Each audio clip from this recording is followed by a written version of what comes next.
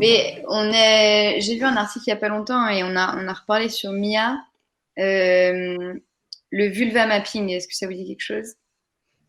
Alors, je comprends le terme en anglais, alors j'ai une vague idée, mais je ne sais pas précisément. Découvrir sa vulve pas à pas.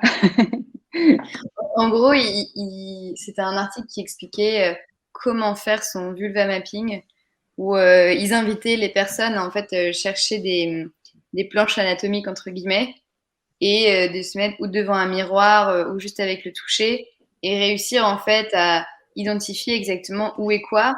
Parce que déjà, il y a un tas de planches anatomiques qui sont pas du tout complètes. Et ensuite, donc, ils proposaient d'avoir des planches anatomiques complètes et de pouvoir en fait relier les points entre ce qu'on voit en théorie et ce qu'il y a sur soi, parce qu'en plus, les vulves sont pas du tout toutes les mêmes, quoi.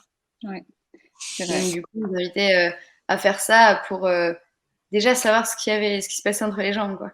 Ah, c'est le principe de l'auto-observation. En fait, finalement, je trouve que c'est un mot un peu traduit en anglais pour parler d'un concept féministe d'autogynécologie qui existe depuis les années 70. Mais c'est une des premières, un des premiers conseils aussi qu'on donne aux personnes qui ont des douleurs.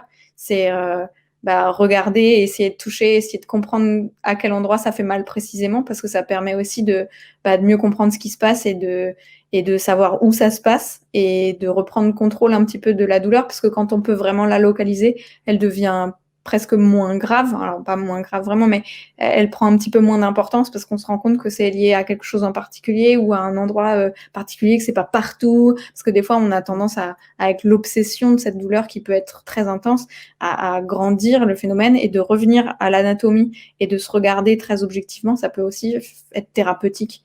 Donc vulva mapping, oui, il faut.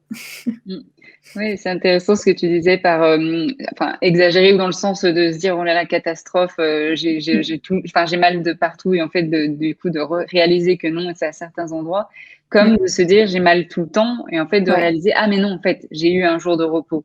Et des fois, juste ça aussi, ça permet de rassurer et de se dire, OK, c'est pas, de mieux se comprendre et du coup, d'être rassuré aussi. C'est exactement aussi pour ça qu'on propose de faire du suivi avec l'application Vulvae, parce qu'en fait, quand on a fait notre premier test avec le carnet mots de vulve qu'on a créé avec l'association, et ben en fait, c'est un des premiers retours qu'on a eu des personnes, c'était de se dire en fait, j'ai pas mal tout le temps, parce qu'en fait, le marquer tous les jours, ça m'a obligé à me rendre compte qu'en fait, il y avait eu des jours de suite où j'avais pas eu de douleur, mais comme j'étais tellement obsédée par ça, je m'en rendais plus compte. Donc c'est vraiment hyper important, effectivement.